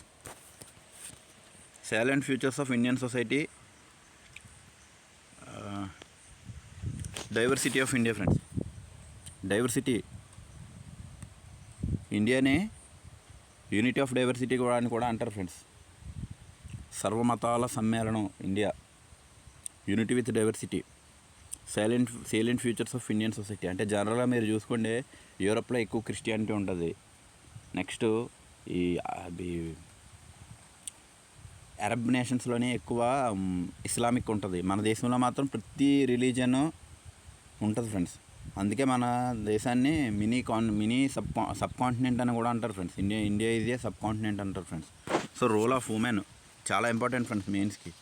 Organisation, population and associated issues, poverty, developmental issues, urbanisation and their problems very important friends. తర్వాత effects of globalisation in India. Globalisation అంటే తెలుసు కదా ఫ్రెండ్స్, జనరల్గా 1991లో ఎల్పిజి రిఫార్మ్స్ మన పివి నరసింహరావు గారు ఉన్న టైంలో వచ్చినాయి ఫ్రెండ్స్. మన్మోహన్ సింగ్ గారు ఫైనాన్షియల్ మినిస్టర్, ఆయన తీసుకొచ్చిన రిఫార్మ్స్ ఏంటంటే LPG, liberalization, privatization, globalization reforms అని 1991లో తీసుకొచ్చారు ఫ్రెండ్స్. గ్లోబలైజేషన్ ఏంటంటే ఇప్పుడు పెట్టుబడులు రావడం కానీ, మన యొక్క యువత, నైపుణ్యం ఉన్న యువత విదేశాలకు వెళ్ళడానికి దీనికి ఆర్జ్యం పోసింది గ్లోబలైజేషన్ ఫ్రెండ్స్. దీని గురించి మనం చదువుకోవాలి. మనకి FDI, foreign direct investment, foreign portfolio investment గురించి మనం తెలుసుకోవాలన్నా గ్లోబలైజేషన్ గురించి ఖచ్చితంగా చదువుకోవాలి ఫ్రెండ్స్. నెక్స్ట్ ఏంటంటే ఈ ప్రతి సబ్జెక్ట్ గురించి డీటెయిల్గా ఎక్స్ప్లెయిన్ చేస్తాను, మీరేం వర్రీ అవ్వద్దు. కాకపోతే నాకు పుష్ చేయాల్సింది ఏంటంటే మీరు సబ్స్క్రైబ్ చేసుకోవడం, మన ఛానల్ని సబ్స్క్రైబ్ చేసుకోవడం వల్ల ఏంటంటే మీకు వాల్యుబుల్ కంటెంట్ అనేది మీరు అమౌంట్ పెట్టినా వాల్యుబుల్ కంటెంట్ ఇచ్చేది తక్కువ ఫ్రెండ్స్. అంత స్టాండర్డ్ ఎక్కువ ఉన్న ఇన్స్టిట్యూషన్స్ ఇస్తాయి కానీ చిన్న చితక ఇన్స్టిట్యూషన్స్లో అయితే వాల్యుబుల్ కంటెంట్ ఎవరు ఫ్రెండ్స్. సో ఏంటంటే మనం ఫ్రీగా అందిస్తున్నామని చెప్పి చిన్న చూపుగా చూసుకోకండి. ఇదే కంటెంట్ మీరు ఒక ఇన్స్టిట్యూషన్లోకి వెళ్ళారంటే లక్షల్లో కట్టాల్సి వస్తుంది ఫ్రెండ్స్. తర్వాత social empowerment, communalism, regionalism and secularism. Ism అంటే ఒక ఐడియాలజీ, పవనిజం లాగా. సోషల్ ఎంపవర్మెంట్ అంటే ఎంపవర్మెంట్ ఫ్రెండ్స్. ఎంపవర్మెంట్ అంటే స్వయం సాధికారత. తర్వాత silent futures of world physical Geography చెప్పాను కదా ఫ్రెండ్స్. ఫిజికల్ జియోగ్రఫీ అనే మెయిన్ సబ్జెక్ట్ ఫ్రెండ్స్. ఇది సైంటిఫిక్ సబ్జెక్ట్. సో 2 × 2 = 4 అనేది సైంటిఫిక్ అనమాట. 2 × 2 = 6 అనేది సోషల్ సబ్జెక్ట్స్ ఇంటర్ప్రిటేషన్ మీద డిపెండ్ అయ్యి ఉంటాయి. సైంటిఫిక్ సబ్జెక్ట్స్ ఎప్పుడూ కూడా సొల్యూషన్ అంటే పర్టికులర్ సొల్యూషన్ మీద డిపెండ్ అయ్యి ఉంటాయి. ఇప్పుడు సైంటిఫిక్ రీసెర్చ్ మీద డిపెండ్ అయ్యి ఉంటాయి. Distribution of key natural resources across the world. Already నేను మన ఛానల్లోనే జియోగ్రఫీ గురించి వీడియో తీసాను ఫ్రెండ్స్. అది ఒకసారి చూసుకోండి. మీకు అంతగా డీటెయిల్గా కావాలంటే including South Asia and Indian subcontinent చెప్పాను కదా friends. India named as a subcontinent why అని కూడా అడిగాడు ఫ్రెండ్స్ క్వశ్చన్ యూపీఎస్సీలో. అలాగే అడుగుతారు friends. Factors responsible for location of primary sector, secondary and tertiary sector. Primary sector అంటే agricultural sector, secondary sector అంటే ఇండస్ట్రియల్ సెక్టర్, టెర్షియరీ సెక్టర్ అంటే services sector friends. అంటే ఐటీ ఇటువంటివి వస్తాయి అన్నమాట. ఐటీ ఇంటాంజిబుల్ ఎక్కువ. ఇప్పుడు సాఫ్ట్వేర్ కనబడదు కదా ఫ్రెండ్స్, అది ఐటీ. ఇన్ఫర్మేషన్ కనబడదు ఫ్రెండ్. ఇన్ఫర్మేషన్ కూడా కనబడదు. మనం క్రియేట్ చేయగలం కానీ కనబడకుండా మనం క్రియేట్ చేస్తాం. క్రియేట్ అయిన తర్వాత మనకు విజువల్గా కనబడుతుంది. సో దాన్ని ఇంటాంజిబుల్ సెక్టర్స్ అన్నీ మ్యాక్సిమం ఎక్కువ టెర్షియరీ సెక్టర్లోకి వస్తాయి ఫ్రెండ్స్. తర్వాత ఇండస్ట్రీస్ ఇన్ వేరియస్ పార్ట్స్. ఇప్పుడు ఐరన్ ఓర్ ఒక ఏరియాలో మనకి ఇప్పుడు ఒక ఏరియాలో ఐరన్ ఓర్ బాగుందనుకుంటున్నాను. ఇండస్ట్రీ ఐరన్ స్టీల్ ఇండస్ట్రీ అక్కడ పెట్టడానికే ప్రిఫర్ చేస్తారు కానీ వేరేది ఎక్కడ పెట్టి ఆ ఐరన్ ఓర్ రా మెటీరియల్ తీసుకెళ్ళరు కదా ఫ్రెండ్స్. అలాగే ఏంటంటే మనకి ఏ ఏరియాలో మనకి అవైలబిలిటీ రిసోర్సెస్ అవైలబిలిటీ ఉందో దాన్ని బట్టి ఇండస్ట్రీ అనేదాన్ని బుల్ చేసుకుంటారు. నెక్స్ట్ ఏంటంటే ఫ్రెండ్స్ చూడండి, important geographical phenomena such as earthquakes, tsunamis, volcanic activities etcetera, cyclones etcetera friends. Geographical phenomena గురించి కూడా చదువుకోవాలి ఫ్రెండ్స్. దీని నుంచి ఒక క్వశ్చన్ వచ్చే అవకాశం ఉంటుంది మెయిన్స్లో. నెక్స్ట్ ప్రిలిమ్స్లో కూడా important. Geographical features of their location. మీకు జనరల్గా హిల్స్ ఎలా ఫామ్ అవుతాయంటే జియోగ్రఫికల్ ప్రాసెస్ ద్వారా, అంటే అక్కడ ఎండోజెనిక్ ప్రాసెస్ ద్వారా కన్స్ట్రక్టివ్ ఫోర్సెస్ అనేవి రిలీజ్ అవి అక్కడ హిల్స్ అనేవి ఫామ్ అవుతాయి ఫ్రెండ్స్. హిల్స్ అంటే ఏంటి? భూమిలో ఉన్న లార్వా ఒక టైంలో భూమిలో ఉన్న లార్వా అక్కడ లిఫ్ట్ అవడం వల్ల హిల్స్ అనేవి ఫామ్ అయ్యాయి. ఇప్పుడు మనం తిరుగుతున్న సాయిల్ కూడా దానికి కింద పేరెంట్ రాక్ ఉంటుంది. ఆ పేరెంట్ రాక్ బట్టిన ఆ సాయిల్ క్యారెక్టరిస్టిక్స్ అనేవి డిఫైన్ అవుతాయి. ఇదంతా డీప్ సబ్జెక్ట్లోకి రూటెడ్ కింద ఉంటాయి ఫ్రెండ్స్. సబ్జెక్ట్లో మనం డైవ్ చేసినప్పుడు ఇవన్నీ తెలుస్తాయి ఫ్రెండ్స్. నెక్స్ట్ ఏంటంటే location changes critical geographical features including water bodies, ice caps, flora, fauna and effects of such changes. ఈ జియోగ్రఫికల్ చేంజెస్ వల్ల ఈ ఫ్లోరా, ఫౌనా అంటే జంతుజాతి, వృక్షజాతి ఏ విధంగా మార్పులు చెందుతున్నాయి అనే దాన్ని కూడా మనం చదువుకోవాలి ఫ్రెండ్స్. సపోజ్ ఇక్కడ తుఫాన్ వచ్చిందనుకో ఫ్రెండ్స్, ఎగ్జాంపుల్ ఇక్కడ ఏమవుతాయి, ఇక్కడ ఉన్న పాత చెట్లన్నీ పడిపోయే అవకాశాలు ఉంటాయి. అప్పుడు ఆ పాత చెట్లన్నీ పడిపోయినప్పుడు కొత్త చెట్లు వచ్చే అవకాశాలు ఉంటాయి. కాబట్టి అక్కడ ఏ విధమైన ఎఫెక్ట్ జరుగుతుంది, కొన్ని జాతులు అంతరించిపోయే అవకాశాలు కూడా ఉంటాయి కదా ఫ్రెండ్స్. అలా చదువుకోవాల్సి వస్తుంది. తర్వాత పేపర్ 3 అనేది governance, constitution, polity, social justice, international relations. మీరు ఇంటర్నేషనల్ రిలేషన్స్ చదువుకోవాలంటే జియోగ్రఫీ తెలుసుకోవాల్సి వస్తుంది. జియోపాలిటిక్స్ మనం తెలుసుకుంటేనే ఇంటర్నేషనల్ రిలేషన్స్ చదువుకోగలం. తర్వాత Indian constitution, historical underpinnings, evolutions, futures, amendment, significant provisions and basic structure అనేది ఎక్కడ కాన్స్టిట్యూషన్లో డిఫైన్ చేయలేదు. బేసిక్ స్ట్రక్చర్ అంటే ఎవాల్వింగ్ థియరీ ఆఫ్ కాన్స్టిట్యూషన్ అనమాట. అంటే మనకు సుప్రీంకోర్టు ఎప్పటికప్పుడు ఫండమెంటల్ రైట్స్ని ఎలా ప్రొటెక్ట్ చేస్తుంది అన్న దాన్ని బట్టి అదే ఎవాల్వింగ్ ఫ్యూచర్ ఫ్రెండ్స్, అదే బేసిక్ స్ట్రక్చర్. నెక్స్ట్ ఏంటంటే ఇండియన్ కాన్స్టిట్యూషన్, హిస్టారికల్ అండర్పిన్నింగ్ అంటే మనకి కాన్స్టిట్యూషన్ ఏ విధంగా ఎవాల్వ్ అయ్యింది బ్రిటిష్ వాళ్ళ కాలం నుంచి 1957, 1935 అనేది మినీ కాన్స్టిట్యూషన్ అని చెప్పుకుంటాం ఆ యాక్ట్ని. వై ఎందుకు చెప్పుకుంటాం, బ్రిటిష్ వాళ్ళు మనకి తీసుకొచ్చిన పాలసీలు ఏంటి, ఆ పాలసీల నుండి ఇప్పుడు కాన్స్టిట్యూషన్ ఏ విధంగా డిఫైన్ అయింది అనేది, ఎవాల్వ్ అయింది అనేది దీని యొక్క మీనింగ్ ఫ్రెండ్స్. తర్వాత functions and responsibilities of union and state. యూనియన్కి స్టేట్కి ఉన్న రిలేషన్స్, ఫంక్షన్స్ ఇవన్నీ కాన్స్టిట్యూషన్లో డిఫైన్ చేసి ఉంటాయి friends. Challenges pertaining to federal structure. Challenges pertaining to federal structure అనేది యూపీఎస్సీకి, నెక్స్ట్ ఏపీపీఎస్సీకి బాగా సెకండ్ పాయింట్ ఉంది కదా ఫ్రెండ్స్, ఇది యూపీఎస్సీకి ఏపీపీఎస్సీకి రెండింటికి బాగా ఉపయోగపడుతుంది ఫ్రెండ్స్. మెయిన్స్లో క్వశ్చన్స్ యూపీఎస్సీలో వస్తాయి, గ్రూప్ 1లో వస్తాయి. బాగా ఇంపార్టెంట్ ఫ్రెండ్స్, ఇది గుర్తుపెట్టుకోండి. నెక్స్ట్ ఏంటంటే ఫ్రెండ్స్ చూడండి, separation of power between various organs, dispute reversal mechanism and institutions అంటే తెలుసు కదా ఫ్రెండ్స్. ఇన్స్టిట్యూషన్స్ గవర్నమెంట్ యొక్క సిబిఐ, సిఐడి, నెక్స్ట్ నీతి ఆయోగ్ ఇలాంటివన్నీ government institutions. Particular specific reason ఉంటుంది ఫ్రెండ్స్, అవి ఎస్టాబ్లిష్ చేయడానికి పర్టికులర్ రోల్ కూడా ఉంటుంది అవి ఇంప్లిమెంట్ చేసే ప్రాసెస్లో. తర్వాత comparison of Indian constitution schemes with other constitution. A country constitution దగ్గర నుండి మనం స్కీమ్స్ తీసుకున్నాం అనేది ఇంపార్టెంట్ ఫ్రెండ్స్. ఇది మెయిన్స్కి ఉపయోగపడుద్ది, ప్రిలిమ్స్కి బాగా ఉపయోగపడుద్ది ఫ్రెండ్స్. ఇప్పుడు మీకు ఎలా అంటే సుప్రీంకోర్టు యొక్క రోల్స్ రెస్పాన్సిబిలిటీ మనం ఏ కంట్రీ నుండి తీసుకున్నాం, అమెరికన్ కంట్రీస్ నుండి తీసుకున్నాం. సో అక్కడ దాని యొక్క రోల్స్ రెస్పాన్సిబిలిటీ, ఇండియన్ సుప్రీంకోర్టు యొక్క రోల్స్ రెస్పాన్సిబిలిటీస్ ఏ విధంగా ఉన్నాయనేది కంపేర్ అండ్ కాంట్రాస్ట్ రూపంలో చదువుకోవాలి మనం. Parliament and state legislature, union list, 7th షెడ్యూల్లో union list, state list, concurrent list అని ఉంటుంది. దాని గురించి చదువుకుంటే మనకి ఇవి అర్థమవుతాయి friends. Structure, function, conduct of business, powers, privileges and issues arising out of this.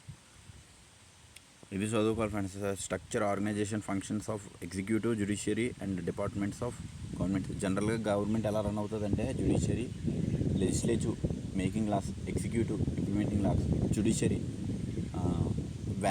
Validation of checks and balance of that particular law. మేకింగ్లో కావచ్చు, ఎగ్జిక్యూషన్లో కావచ్చు, ఆ లాకి వ్యాలిడేషన్ ఉందా లేదా, అది కాన్స్టిట్యూషన్ వైలేషన్ అవుతుందా లేకపోతే కాన్స్టిట్యూషన్కి ప్రోగా ఉందన్నది జ్యుడిషియరీ చెక్ చేసుకుంటాం. Next silent features of representation of people's act. ఇది బాగా ఇంపార్టెంట్. ఇది ఏపీఎస్సీ గ్రూప్ 1కి, నెక్స్ట్ యూపీఎస్సీకి పాయింట్ ఒకటే ఉంది కాబట్టి బాగా చదువుకోవాలి. Appointment of various constitutional post. జనరల్గా కాన్స్టిట్యూషనల్ పోస్ట్ ఎక్కువ అపాయింట్ చేసేది ఎవరు, ప్రెసిడెంట్ ఫ్రెండ్స్. దీన్ని చదువుకోవాలి. Functions, responsibilities various constitutional bodies. UPSC అనేది ఒక కాన్స్టిట్యూషనల్ బాడీ. ద చైర్మన్ ఎవరు అపాయింట్ చేస్తారు, ప్రెసిడెంట్ అపాయింట్ చేస్తారు. వాళ్ళ యొక్క రెస్పాన్సిబిలిటీస్, ఆ చైర్మన్ యొక్క రెస్పాన్సిబిలిటీస్. నెక్స్ట్ ఏంటంటే ఆ కండక్ట్ చేసే బాడీ యూపీఎస్సీ ఉంది కదా, ఆ యూపీఎస్సీ యొక్క రోల్ అండ్ రెస్పాన్సిబిలిటీస్ కూడా మనం తెలుసుకోవాల్సి వస్తుంది. Statutory, regulatory and various quasi judicial bodies. Government policies and interventions for development in various sectors and issues arising out of their design and implementation. ఇది మనం స్టాట్యుటరీ అంటే చట్టబద్ధమైన బాడీసు. రెగ్యులేటరీ అంటే regulate చేసే bodies. Next various quasi judicial bodies అంటే judiciary పరిధిలోకి రాని judicial bodies అన్నమాట. State government policies and investments for development in various sectors, issues arising out of the design and implementation. Interventions of development. Government ఏ విధంగా intervention చేసుకుంటుంది డెవలప్మెంట్లో. ఇప్పుడు primary sector ఉంది, secondary sector ఉంది, టర్షరీ సెక్టర్ ఉంది. ఇప్పుడు primary sector అంటే రైతులు వస్తారు, వాళ్ళకి సబ్సిడీలు ఇస్తుంది కదా. నెక్స్ట్ వాళ్ళకి ఎంజీనరీగా అంటే Mahatma Gandhi national rural employment guarantee act ద్వారా వాళ్ళకి ల్యాండ్లెస్ లేబరర్లకి, నెక్స్ట్ ఏంటంటే లేబరర్కి ఒక ఎంప్లాయ్మెంట్ అనేది జనరేట్ చేస్తుంది కదా, 100 days గ్యారంటీ ఎంప్లాయ్మెంట్. అదనమాట. వేరే సెక్టార్లో గవర్నమెంట్ ఏ విధంగా ఇంటర్వెన్షన్ అవుతుంది. ఇప్పుడు మనం ఇండస్ట్రీ పెట్టుకోవాలనుకుంటున్నాం, ఎంఎస్ఎంఈ అంటే మైక్రో స్మాల్ మీడియం ఎంటర్ప్రైజెస్ ద్వారా ఒక చిన్న ఇండస్ట్రీ రన్ చేద్దాం అనుకుంటున్నాం. అప్పుడు మనం గవర్నమెంట్ బ్యాంక్ దగ్గరికి వెళ్ళి మనం ఏ విధంగా లోన్ అప్లై చేసుకోవాలి, దానికి ఒక స్పెషల్ క్రైటీరియా ఉంది కదా, దాన్ని డిజైన్ చేస్తుంది అనమాట ఈ గవర్నమెంట్. ఆ గవర్నమెంట్ యొక్క పాలసీలు మార్గనిర్దేశకాలు చేస్తుంటాయి మనకి, అంటే ఒక ప్రాపర్ డైరెక్షన్స్ ఇస్తుంటాయి. Developmental process and development industry, the role of NGO, SHG, various groups and associated donors, charities, industries, international and other stakeholders. Development ప్రాసెస్లో ఎన్జిఓస్ ఏ రోల్ ప్లే చేస్తున్నాయి, ఎస్హెచ్జి అంటే సెల్ఫ్ హెల్ప్ గ్రూప్స్ ఏ role play చేస్తున్నాయి, various groups associated with donors అంటే స్వచ్ఛందంగా ఇచ్చేవాళ్ళు. Next charities కూడా అంతే. International institutions and other stakeholders. Institutions అంటే ఎన్జిఓ కూడా ఇన్స్టిట్యూషన్ లెక్క వస్తుంది. నెక్స్ట్ ఏంటంటే ప్రైవేట్ ఇన్స్టిట్యూషన్స్. ఎన్జిఓ అనేది నాన్ గవర్నమెంటల్ ఆర్గనైజేషన్స్ అనమాట, లేకపోతే ప్రైవేట్ ఆర్గనైజేషన్స్ కొన్ని ఉంటాయి. వాటి వల్ల కూడా మనం బెనిఫిట్స్ పొందవచ్చు కదా ఫ్రెండ్స్. ఇప్పుడు అలా ఇవంతా సబ్జెక్ట్లోకి వెళ్ళిపోతే మనకి పూర్తిగా డీటెయిల్డ్గా దొరుకుతుంది friends. Issues related to development and management of social sector, services related to health, education, human resources. జనరల్గా సర్వీస్ సెక్టర్ అనేది ఇంటాంజిబుల్. ఇప్పుడు మీకు బాగోపోతే ఒక హాస్పిటల్కి వెళ్ళారు, వాళ్ళు ఏం చేస్తున్నారు, మీకు సర్వీస్ చేస్తున్నారు, అది మీకు కనబడదు. కానీ అక్కడ ఏం జరుగుతుంది, ఎకానమీ అనేది జనరేట్ అవుతుంది, మీకు క్యూర్ అవుతుంది, మీరు బెనిఫిట్స్ పొందుతున్నారు, వాళ్ళు కూడా లబ్ధి పొందుతున్నారు. అదనమాట సర్వీస్ సెక్టర్. తర్వాత issues related to poverty and hunger friends.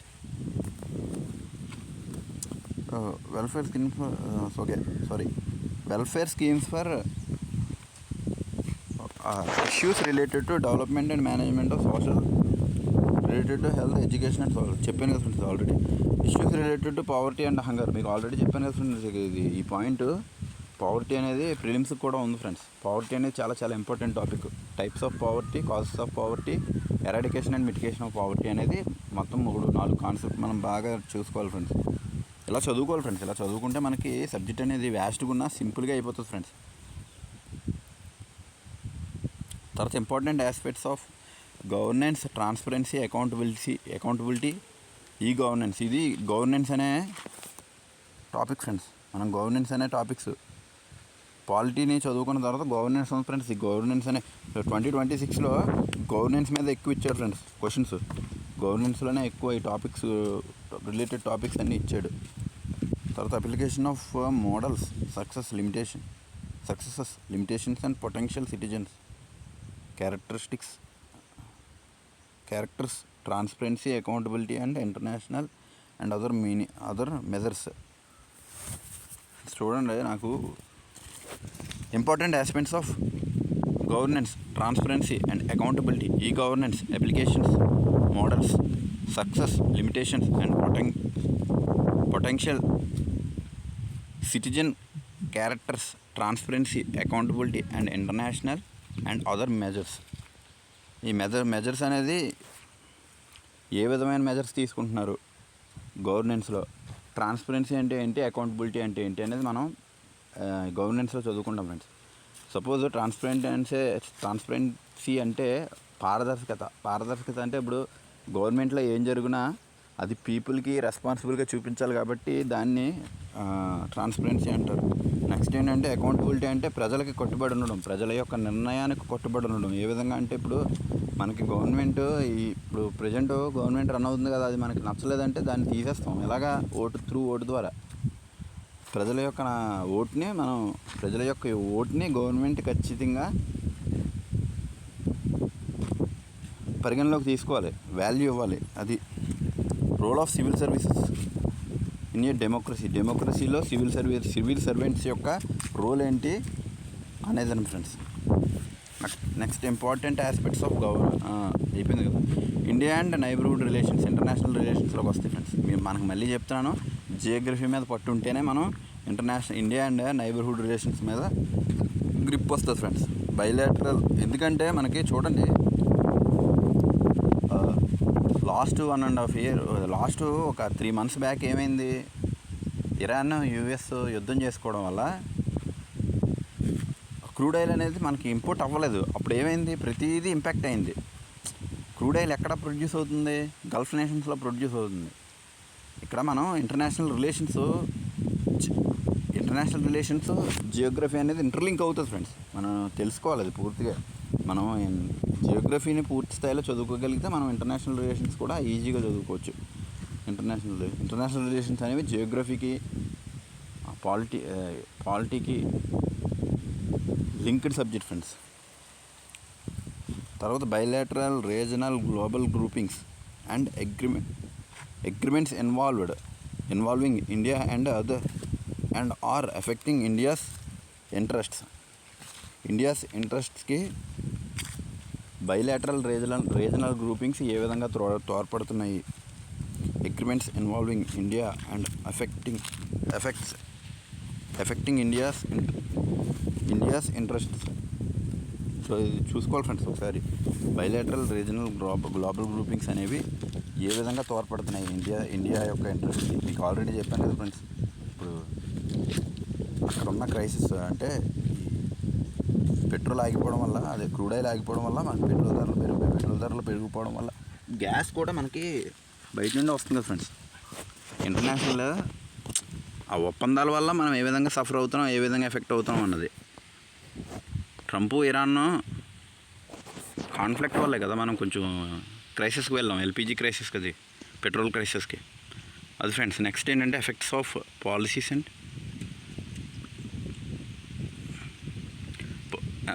Friends effects of policies and politics of developed and developing countries. What is the difference between developed and developing countries అని కూడా చదువుకోవాలి ఫ్రెండ్స్. డెవలప్డ్ అంటే ఏంటి? పూర్తిగా అభివృద్ధి చెందింది అని అర్థం. డెవలపింగ్ అంటే అభివృద్ధి చెందుతుంది అని అర్థం. చెందుతుంది అనే దానికి మీ డిఫరెన్స్ ఏంటంటే సోషల్ ఎకనామిక్ కండిషన్స్ ఫ్రెండ్స్. ఇక్కడ వాళ్ళు పూర్తిగా ఆర్థిక స్వావలంబన అంటే పూర్తిగా economical sovereignty, standard of living ఎక్కువ ఉంటుంది. దాన్ని డెవలప్డ్ అంటాం.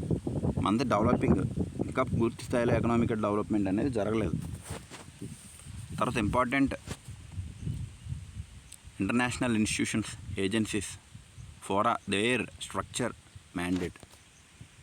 ఇంపార్టెంట్ ఇంటర్నేషనల్ ఇన్స్టిట్యూషన్స్ అంటే ఫ్రెండ్స్ ఇప్పుడు యుఎన్ ఉంది, WHO ఉంది, IMF ఉంది, వరల్డ్ బ్యాంక్ ఉంది. ఇలా ఇంటర్నేషనల్ ఇన్స్టిట్యూషన్స్ యొక్క రోల్ ఏంటి, రెస్పాన్సిబిలిటీస్ ఏంటి.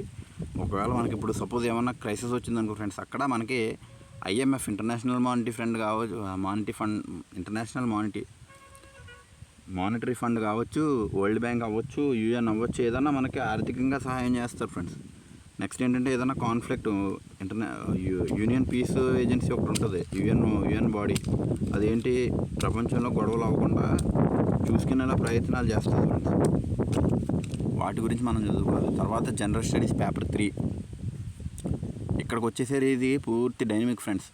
మనం ముందు చదువుకున్న పేపర్ 1, పేపర్ 2 ఏంటంటే అవి ఎక్కువ స్టాటిక్ ఉంటుంది, లైట్గా డైనమిక్ అంటే కరెంట్ అఫైర్స్ తక్కువ ఉంటాయి. ఇక్కడ ఇది వచ్చేసి ఏంటంటే కరెంట్ అఫైర్స్ అప్లికేషన్ ఎక్కువ ఉంటుంది. కోర్ మనం చదువుకున్నప్పటికీ సరిపోదు. అందుకే మార్కులు కూడా పేపర్ 3లో కొంచెం తక్కువ పడే అవకాశాలు ఉంటాయి. ఎందుకంటే అది పూర్తి అప్లికేషన్ ఓరియంటెడ్. అప్లికేషన్ అంటే మనం అక్కడ కూర్చొని మనం ఎన్ని పుస్తకాలు చదివినా పేపర్ సెట్టర్ మైండ్ చదవలేం. వాడిచ్చిన క్వశ్చన్కి అక్కడ కూర్చొని మనం ఆలోచించి రాయాల్సిందే. మనం ఫ్రీగా డిఫైన్ చేసుకునే ఆన్సర్స్ ఉండవు ఇక్కడ మిగిలిన సబ్జెక్టుల్లో. ఎందుకంటే హిస్టరీ ఫుల్ స్టాటిక్. మనం దాంట్లోనే అంత ఎనలిటికల్ తీసుకొచ్చే అవకాశం తక్కువ. ఎకానమీ ఒకటి, సైన్స్ అండ్ టెక్నాలజీ ఒకటి, సెక్యూరిటీ ఒకటి, డిజాస్టర్ మేనేజ్మెంట్, ఇవి పూర్తిగా డైనమిక్ సబ్జెక్ట్స్ ఫ్రెండ్స్. సో ఇక్కడ మనకి ఏమవుతుందంటే డైనమిక్ సబ్జెక్ట్ కాబట్టి కరెంట్ అఫైర్స్ని తీసుకోవాలి, అప్లికేషన్ చేయాలి, కోర్ని కలుపుకోవాలి. దానివల్ల మనం పూర్తి స్థాయిలో రాయొచ్చు. Paper 4 friends. Paper 4 general studies 3. గుర్తుపెట్టుకోండి, నేను తప్పు చెప్పుకుంటే ఒకసారి చూసుకోండి. Paper 3 general studies, paper 4 general studies 3, GS 3 paper. Number wise చూసుకుంటే పేపర్ 4. ఎందుకంటే మనకి ఎస్ఏ ఉంది కదా ఫ్రెండ్స్, దానివల్ల ఇది పేపర్ 4. లేకపోతే పేపర్ 3 అవును. ఎస్ఏ ఉండడం వల్ల ఎస్ఏ కూడా మెరిట్లో కౌంట్ అవుతుంది ఫ్రెండ్స్. క్వాలిఫైయింగ్ పేపర్స్ తప్పించి, అంటే ఇంగ్లీష్ కామను. నెక్స్ట్ ఏంటంటే మీరు ఏ రీజియన్ అయితే ఆ నేటివ్ లాంగ్వేజ్ పెట్టుకుంటారు ఫ్రెండ్స్, అది క్వాలిఫికేషన్ కాదు, మీ ఇష్టం. హిందీ అయితే హిందీ, తెలుగు అయితే తెలుగు, మరాఠీ అయితే మరాఠీ. అలా మన కాన్స్టిట్యూషన్లో 22 లాంగ్వేజెస్ ఉన్నాయి కదా, ఆ 22 లాంగ్వేజెస్ ఎలిజిబులే యూపీఎస్సీకి. చూడండి friends, next Indian economy and issues related to planning, mobilization of resources, growth, development and employment.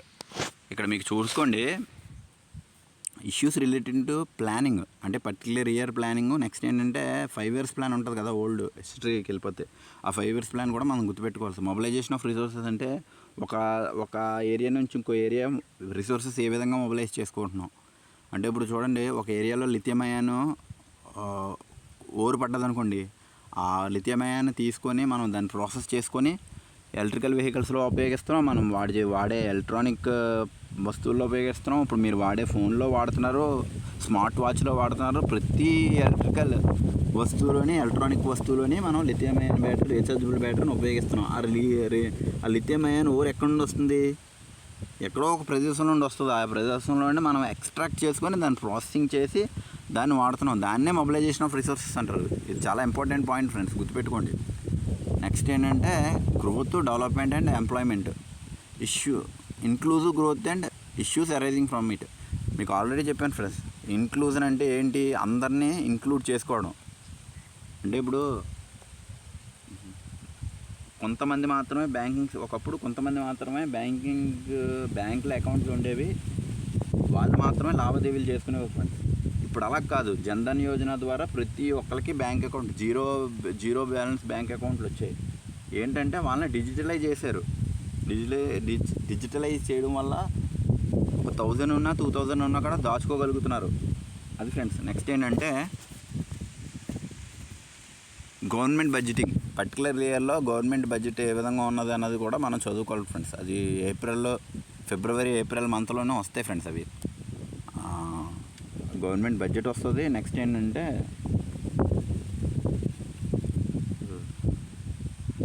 చదువుకోవాలి ఫ్రెండ్స్. నెక్స్ట్ చూడండి, major cropping patterns in various parts of country. నేను ఆల్రెడీ చెప్పాను కదా ఫ్రెండ్స్, క్రాపింగ్ ప్యాటర్న్ గురించి తెలియాలంటే ఆ పర్టికులర్ ఏరియా యొక్క geographical condition తెలియాలి. జియోగ్రఫికల్ కండిషన్తో పాటు క్లైమటాలజీ మీద కూడా గ్రిప్ ఉండాలి. అప్పుడు మాత్రమే మనం cropping different types of irrigation, ఆ ఏరియాలోని ఏ విధమైన ఇరిగేషన్ జరుగుతుంది, డ్రిప్ ఇరిగేషన్ జరుగుతుందా, కెనాల్ ఇరిగేషన్ జరుగుతుందా, లేకపోతే గ్రౌండ్ వాటర్ నుండి తీసుకొని ఇరిగేట్ చేస్తున్నారా, లేకపోతే రైన్ ఫెడెడ్ ఇరిగేషన్ జరుగుతుందా అనేది మనం చూసుకోవాలి ఫ్రెండ్స్. పబ్లిక్ డిస్ట్రిబ్యూషన్ సిస్టమ్స్ అంటే క్వాటాలు అంటారు కదా, rations. Public distribution system mostly run by public sector only, అంటే గవర్నమెంట్ మాత్రం రన్ చేస్తుంది. Functioning, limitations, revamping, issues of buffer stock అంటే నిల్వలు, and food security, technology, missions, economics of animal rearing. Animal rearing అంటే యానిమల్ని పెంచుకోవడం.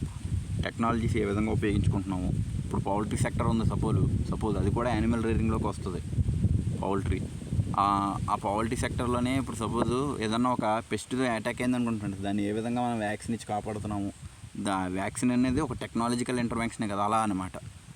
Food processing industries and related industries in India. Food processing industry అంటే సింపుల్గా చెప్పాలంటే మనకి ఇప్పుడు హై అమౌంట్ ఆఫ్ వీట్ వచ్చింది. ఆ వీట్ని మనం వీటి విధంగా అమ్మేసుకోవచ్చు, లేకపోతే దాన్ని ప్రాసెసింగ్ చేసి ఫ్లోర్ చేసి బిస్కెట్సో, బ్రెడ్సో, బన్నో ఏదో ఒక విధంగా మనం ప్రాసెసింగ్ చేసి దాన్ని అమ్ముకుంటున్నాం ఫ్రెండ్స్. అదే ఫుడ్ ప్రాసెసింగ్ అంటారు. సర్ప్లస్ అమౌంట్ని పరిషబుల్ గూడ్స్ అంటే మీరు టమాటాలు ఉన్నాయి ఫ్రెండ్స్, అవి ఒక 100 కేజీలు మీ దగ్గర ఉన్నాయంటే అవి పరిషబుల్ అయిపోతాయి, అంటే పాడైపోతాయి. మనం దాన్ని ఏం చేయాలి? పరిషబుల్ ప్రొడక్ట్స్ని కాస్త ప్రాసెసింగ్ చేసి దాన్ని స్టోర్ చేసే కెపాసిటీ మనం పెంచుకోగలిగితే నిల్వ ఉన్నదాన్ని మనం పట్టుకెళ్ళి అమ్ముకోవచ్చు ఫ్రెండ్స్.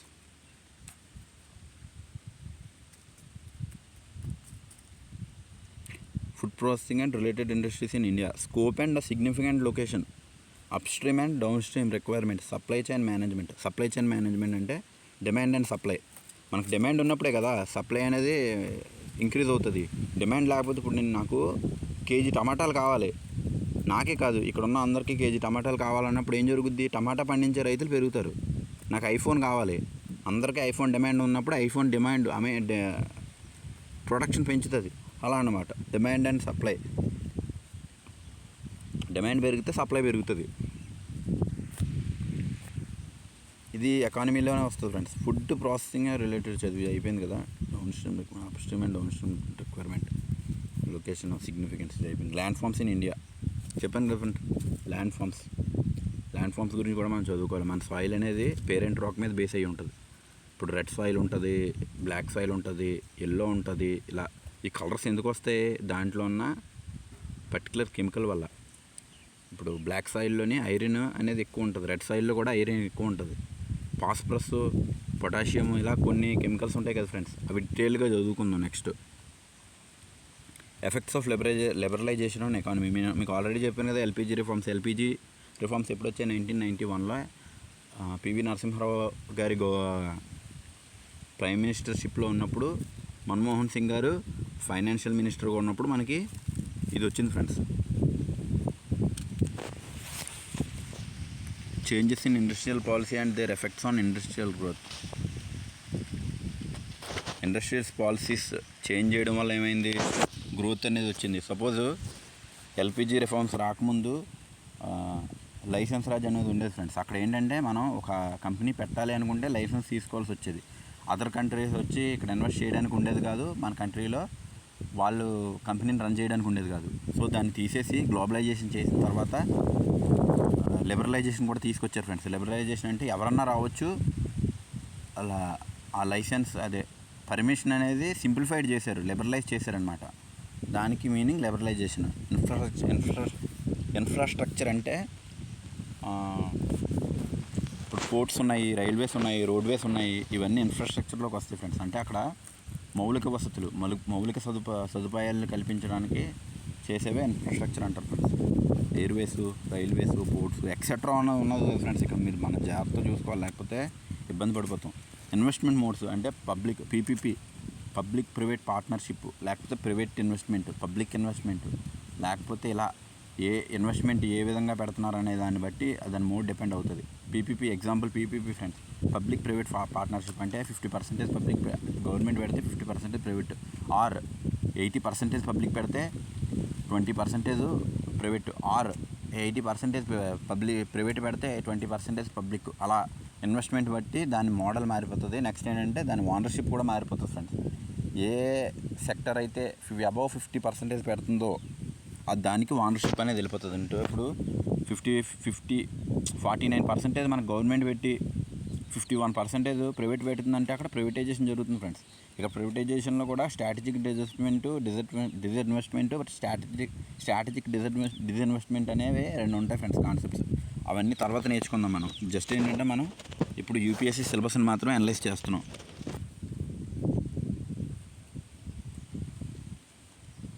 ఇన్వెస్ట్మెంట్ మోడ్స్ అయిపోయాయి కదా. Science and technology development and their application and effects in everyday life. Science and technology ఏ విధంగా డెవలప్ అవుతుంది ఎవ్రీడే లైఫ్లో. ఇప్పుడు వ్యాక్సిన్స్ గురించి చూసుకుంటే కరోనా వైరస్ వచ్చింది.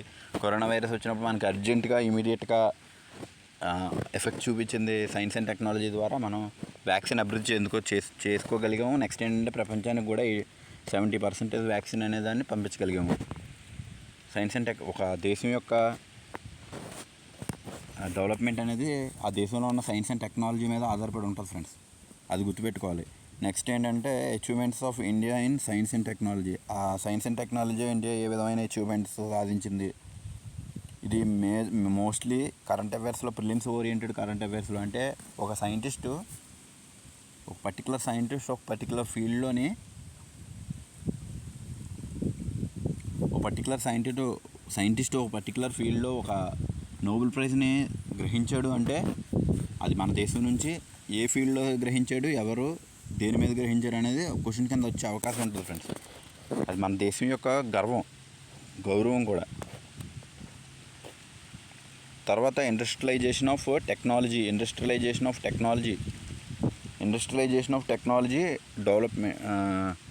Developing new technologies. Industrialization of technology అంటే ఇండస్ట్రియలైజేషన్లో టెక్నాలజీని ఏ విధంగా వాడుకుంటున్నాము, కొత్తగా ఏ విధమైన డెవలప్మెంట్స్ టెక్నాలజీ తీసుకొస్తున్నాం ఫ్రెండ్స్. తర్వాత awareness in the field of IT, space, computer, robotics, nano technology, biotechnology and issues related to intellectual property rights. ఇది చాలా ఇంపార్టెంట్ ఫ్రెండ్స్.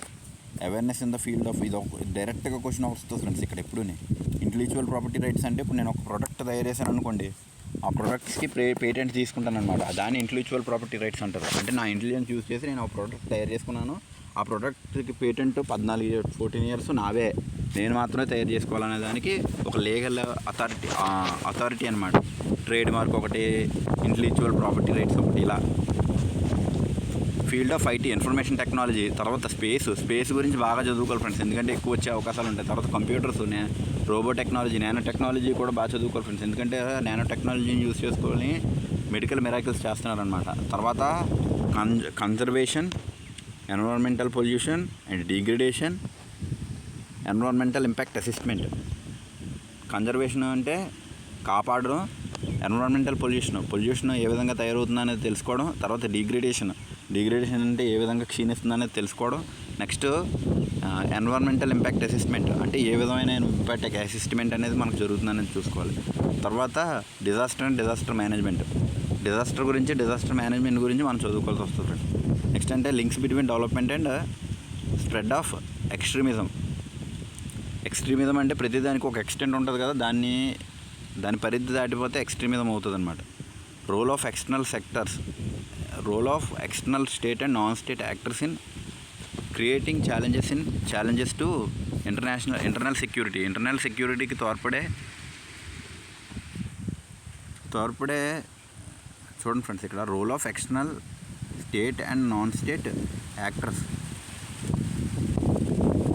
ఇంటర్నల్ సెక్యూరిటీకి ఛాలెంజ్ చేసే స్టేట్కి సంబంధించిన వాళ్ళు కావచ్చు, నాన్ స్టేట్కి సంబంధించిన వాళ్ళు కావచ్చు, ఎవరైతే ఉన్నారో అవి ఇన్స్టిట్యూషన్స్ కావచ్చు, పర్సన్స్ అవ్వచ్చు, వాళ్ళు మనకి ఏ విధంగా ఛాలెంజ్ చేస్తున్నారో వాటిని ఓవర్కమ్ ఎలా అవ్వాలనే దానికి ఈ పాయింట్ ఫ్రెండ్స్.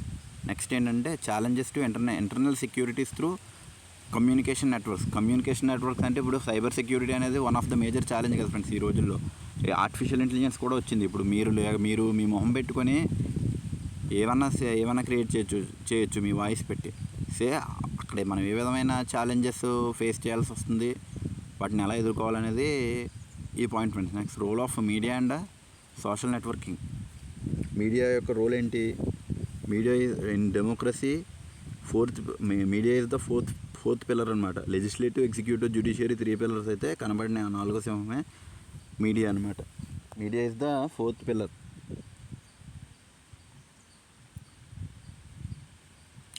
మీడియా అనేది 4th పిల్లర్ అవుతుంది. తర్వాత sites in internal security challenges. Internal సెక్యూరిటీకి మనం ఏ విధంగా ఇంటర్నల్ సెక్యూరిటీకి ఏ ఏరియాలు సైట్స్ అంటే ఇప్పుడు జమ్మూ కాశ్మీర్ ఉంది, అక్కడ ఇంటర్నల్ సెక్యూరిటీ అనేది కొంచెం వీకెనింగ్గా ఉంటుంది. ఎందుకంటే అక్కడ ప్రొటెస్ట్లు ఎక్కువ జరుగుతాయి, అక్కడున్న ప్రజలకు కూడా అంత లైఫ్ గ్యారంటీ కూడా ఉండదు. అది మనం ఏ విధంగా ఛాలెంజ్ తీసుకుంటున్నాం, ఏ విధంగా మనం దాని మీద స్ట్రైవ్ చేస్తున్నాం అనేది పాయింట్ ఫ్రెండ్స్. తర్వాత బేసిక్స్ ఆఫ్ సైబర్ సెక్యూరిటీ చెప్పాను కదా ఫ్రెండ్స్ ఆల్రెడీ. అది money laundering and it's prevention. Money laundering అంటే బ్లాక్ మనీని వైట్ మనీ కింద తయారు చేసుకోవడం. అది one of the major challenge అనమాట. సెక్యూరిటీ ఛాలెంజెస్ అంటే management in border areas. Already మీకు చెప్పాను కదా ఫ్రెండ్స్, జమ్మూ కాశ్మీర్ ఉంది కదా, అది పాక్ ఆక్యుపైడ్ కాశ్మీర్కి బార్డర్గా ఉంది. సో అక్కడ మనకి ఏ విధమైన ఛాలెంజెస్ ఉంటాయి. పుల్వామా అటాక్ ఎక్కడ జరిగింది, అక్కడ జరిగింది. నెక్స్ట్ మనకి చైనాతో కాన్ఫ్లిక్ట్, అరుణాచల్ ప్రదేశ్లో చైనాతో కాన్ఫ్లిక్ట్ జరుగుతుంది. ఏ విధంగా జరుగుతుంది అనేది చదువుకోవాలంటే మనకి దాని గురించి తెలియాలి ఫ్రెండ్స్. వేరే links of organised crime with terrorism. Organised crime అంటే పుల్వామా అటాక్లో టెర్రరిజం ఉంది కదా ఫ్రెండ్స్. టెర్రరిజం దాంట్లో కొన్ని ఆర్గనైజేషన్స్ ఉంటాయి ఫ్రెండ్స్. అవి కరెంట్ అఫైర్స్లో మనకి ఎక్కువ వస్తూ ఉంటాయి. వాటి పేర్లు ISIS ఇలాంటి ఆర్గనైజేషన్స్ ఉంటాయి ఫ్రెండ్స్. వాటి గురించి కూడా మనం పూర్తిగా చదువుకోవాల్సి వస్తుంది. వాటి గురించి మనం పూర్తిగా అంటే కరెంట్ అఫైర్స్లో ఏం జరుగుతున్నాయో అవి మాత్రమే చదువుకుంటే సరిపోతుంది ఫ్రెండ్స్. వేరే security forces, agencies and their mandate. అంటే వేరే సెక్యూరిటీ ఫోర్స్ అంటే BSF, బార్డర్ సెక్యూరిటీ ఫోర్సు, అలా వేరే సెక్యూరిటీ ఫోర్సెస్ గురించి, మన ఇండియాలో ఉన్న వేరే సెక్యూరిటీ ఫోర్సెస్ గురించి కూడా చదువుకోవాల్సి వస్తుంది. తర్వాత పేపర్ 5, ఇదే లాస్ట్ పేపరు దీంట్లో. తర్వాత ఆప్షనల్స్ ఉంటాయి ఫ్రెండ్స్. ఆప్షనల్స్ బోల్డ్ పేపర్స్ ఉంటాయి. ఈ ఎథిక్స్ మనం చదువుకోవాలంటే ఫస్ట్ గవర్నెన్స్, పాలిటీ పూర్తి స్థాయిలో చదువుకుంటే ఎథిక్స్ అనేది మనకు కొంచెం సింప్లిఫైడ్ అవుతుంది friends. This paper will include questions to test the candidates attitude and approach to the issue. దీనికంటూ ఒక పర్టికులర్ బుక్ ఏమి ఉండదు ఫ్రెండ్స్. డెఫినేషన్స్ బేసిక్ బుక్స్, లినక్స్ అనే ఒక బేసిక్ బుక్ ఉంటుంది ఫ్రెండ్స్. ఎథిక్స్ లినక్స్ పబ్లికేషన్స్ అంటే క్రోనికల్ పబ్లికేషన్స్లో వాడిది లినక్స్ అనే ఒక బుక్ ఉంటుంది ఫ్రెండ్స్. అది ఎథిక్స్. అయితే డాక్టర్ సుబ్బారావు అనే బుక్ కూడా తెలుగు మీడియంలో అవైలబుల్గా ఉంటుంది ఫ్రెండ్స్. అది చదువుకుంటే మనకి ఎథిక్స్లో బేసిక్ కీవర్డ్స్ తెలుస్తాయి, అంటే ఆ టెర్మినాలజీ తెలుస్తుంది. దాని తర్వాత వచ్చి మనం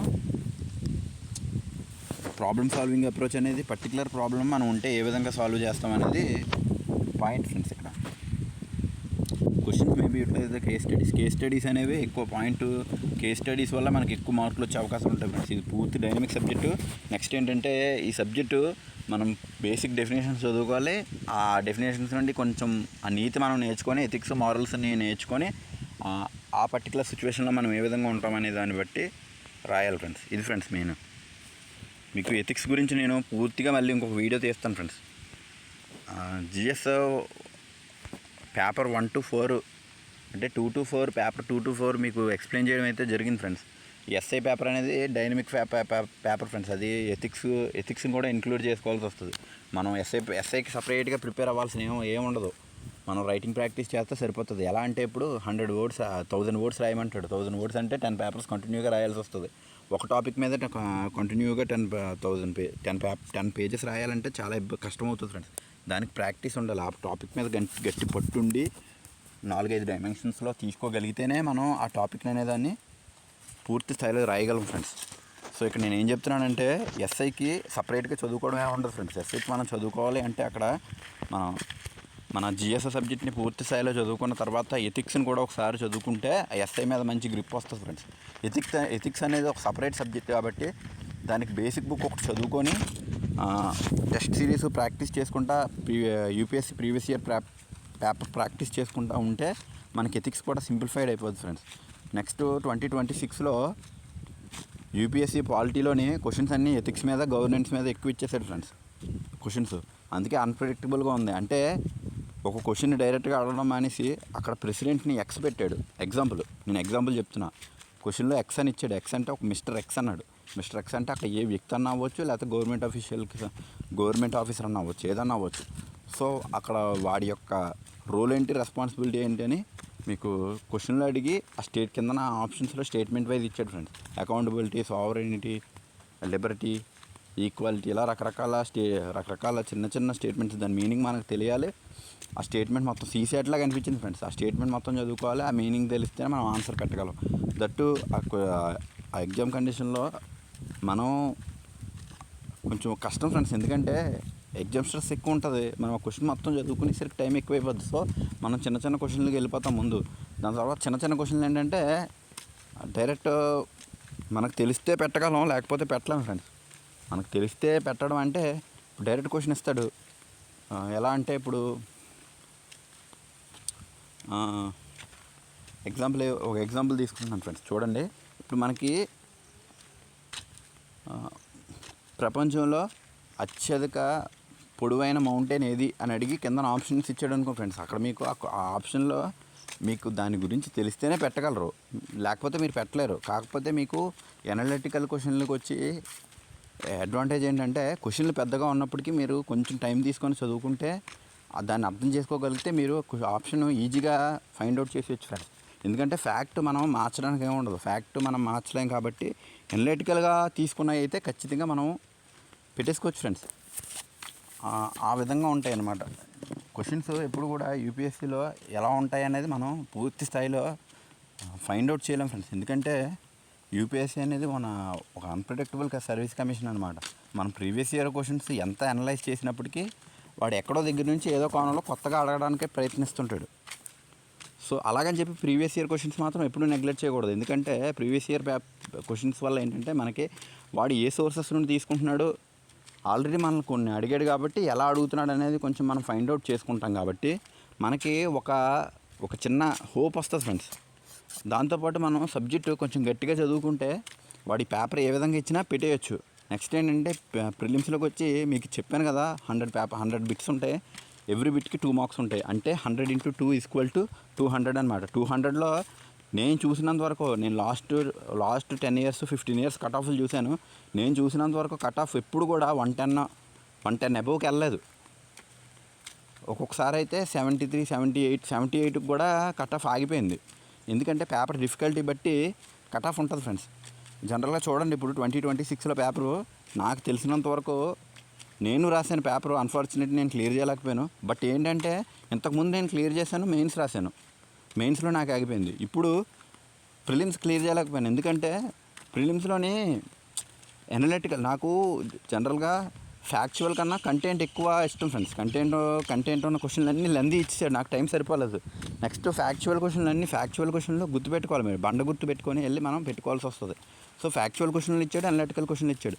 నేను ఏం చేశానంటే ఫ్యాక్చువల్ క్వశ్చన్లు నాకు అంత కంఫర్ట్గా లేదని అనలిటికల్ క్వశ్చన్లకు వెళ్ళిపోయాను ఫ్రెండ్స్. అనలిటికల్ క్వశ్చన్లకు వెళ్ళడం వల్ల నాకు టైం ఎక్కువ తీసేసుకుంది. నెక్స్ట్ ఏంటంటే ఎప్పుడు సీసెట్ కష్టంగా ఉండేది, ఈసారి సీసెట్ చాలా చాలా చాలా సింపుల్గా ఇచ్చేసారు ఫ్రెండ్స్. పేపర్ అయితే బాగానే ఇచ్చారు ఫ్రెండ్స్. పేపర్ అయితే మంచిదే, కాకపోతే మనకి ఏంటంటే మనకు కొంచెం సర్ప్రైజ్ అవ్వడం వల్ల ఏమైందంటే టైం సరిపోలేదు. మనం ఇంతకుముందు ఎప్పుడు ప్రాక్టీస్ చేయలేదు కదా, ఈ విధమైన పేపర్ మనం కొంచెం ప్రాక్టీస్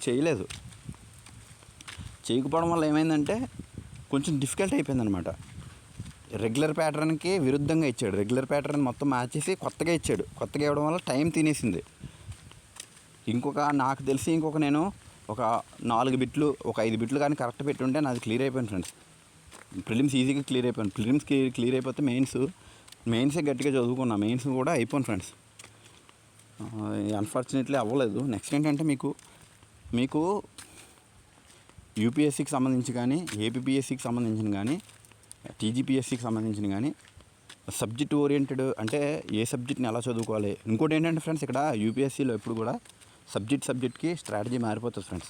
ఒక సబ్జెక్ట్ని ఒకలాగే చదువుకోలేం. ఎందుకంటే మీకు ఎగ్జాంపుల్ ఎలా చెప్పాలంటే, ఎకానమీ ఎప్పుడు కూడా కంప్లీట్గా కాన్సెప్ట్ చదువుకోవాలి. Direct concept ఇవ్వడాడు. కాన్సెప్ట్ చదువుకున్న తర్వాత కరెంట్ అఫైర్స్ దగ్గరికి వెళ్ళిపోవాలి. ఆ హిస్టరీ ఉండేసరికి హిస్టరీ అనేది ఎప్పుడు కూడా ఫ్యాక్ట్స్, అందులో కాన్సెప్ట్ చదువుకోవడానికి పెద్దగా ఉండదు. ఫ్యాక్ట్స్ ఎక్కువ గుర్తుపెట్టుకోవాల్సి వస్తుంది. ఫ్యాక్ట్స్ గుర్తుపెట్టుకున్న తర్వాత కాన్సెప్ట్స్ కూడా చదువుకోవాలి.